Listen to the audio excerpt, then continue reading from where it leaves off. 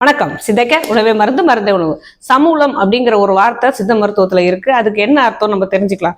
இப்போ தூதுவளை எடுத்துட்டோம்னு வச்சுக்கோங்களேன். தூதுவளை இலை சமைச்சு சாப்பிட்டோம் அப்படின்னா, துவையல் அரைச்சு சாப்பிட்டோம், இதை கூட்டு வச்சு சாப்பிட்டோம், குழந்தைகளுக்கு கொடுத்தோம் அப்படின்னா சளி சரியா போகும், நெஞ்சில உள்ள சளி கரையும் அப்படிங்கிறது எல்லாமே தெரியும். இப்போ அதோட பூ, காய், வேர் இதெல்லாம் கூட மருத்துவ குணம் உள்ளது.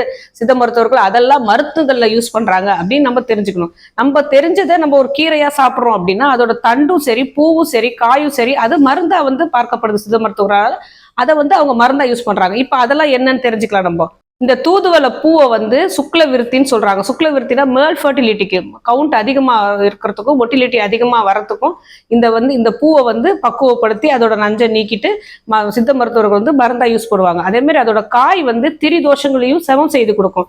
திரிதோஷங்கிறது வாத, பித்த, கபம். இது மூணுத்துல எது கம்மியானாலும் சரி, எது அதிகமானாலும் சரி, நம்ம உடம்புல பிரச்சனைகள் வர ஆரம்பிக்கும். அதை மூணுத்தையும் சரிசமமா செஞ்சு கொடுக்கறதுல இந்த காய் பெரிய விஷயம் பண்ணி கொடுக்கும். அதே மாதிரி வேர் சுவாச பிரச்சனை உள்ளிட்ட கப நோய்கள் எல்லாத்தையும் தீக்கும் அப்படின்னு சொல்றாங்க சித்தர்கள்.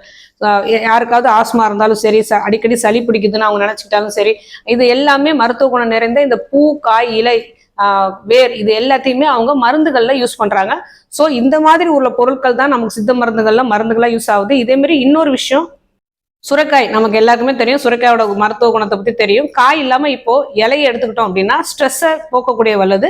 இலையை பக்குவப்படுத்தி அதை நம்ம கலவைக்கீரையில இலையும் நம்ம சேர்த்துக்கணும். நம்ம சாதாரணமா சாப்பிடலாம். அதே மாதிரி சித்த மருத்துவர்கள் இந்த இலையை மூத்திர சிக்கல், அதாவது ஜென்ஸுக்கு யூரின் பாஸ் பண்றது ஏதாவது பிரச்சனை இருந்தாலும் சரி, இந்த இலையை அவங்க மருத்துவ குணம் நிறைந்ததுன்னு அவங்களுக்கு தெரியும். இதை மருந்துகளை சேர்த்துக்கிறாங்க. அதே மாதிரி உடல்ல எந்த வீக்கத்தையும் குறைக்கக்கூடிய வல்லது இந்த இலை.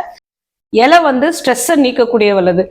இப்போ எல்லாருக்குமே அந்த பிரச்சனை தெரியும் இல்லையா? அதனாலதான் சுரைக்காயை சாப்பிடும் போதும் இலைகளும் நமக்கு தேவை அப்படிங்கிறத புரிஞ்சுக்கிட்டு நம்ம சமையலையும் யூஸ் பண்ணிக்கலாம்.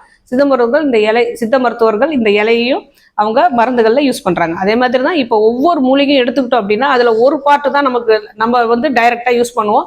மற்ற எல்லா பொருட்களுமே மருந்துகள்ல யூஸ் ஆகுது. இந்த மாதிரி நம்ம பார்க்க முடியாத, நம்ம முன்னோர்கள் பார்த்த எல்லா பொருட்களும் தான் இப்போ சித்த மருந்துகளா எல்லாமே வருது. சயின்டிபிக்கா ப்ரூஃப் பண்ணப்பட்டு வருது. ஸோ சித்த மருந்துகளை சாப்பிட்டா ஒரு சைடு எஃபெக்ட் வரும், அலோபதி சாப்பிடும்போது சித்த மருந்துகள் சாப்பிடக்கூடாது அப்படிங்கிற எந்த பிரச்சனையும், எந்த சந்தேகமும் நமக்கு தேவை இருக்காது. சித்த மருந்துங்கிறது ஒரு உணவு தான். அந்த உணவை மருந்தா எடுத்துக்கும் போது மருந்த உணவா எடுத்துக்க தேவையே வராது. ஆரோக்கியமாய் வாழ்வோம். உங்களுக்கு வேற எதை பத்தி பேசணும்னு நீங்க நினைச்சாலும் சரி, எதை கமெண்ட் பண்ணா நினைச்சாலும் சரி, தாராளமா பண்ணலாம். உங்களுக்கு எந்த பிரச்சனையா இருந்தாலும் தீர்வு காட்டுறதுக்கு சித்தா கேர் இருக்கு.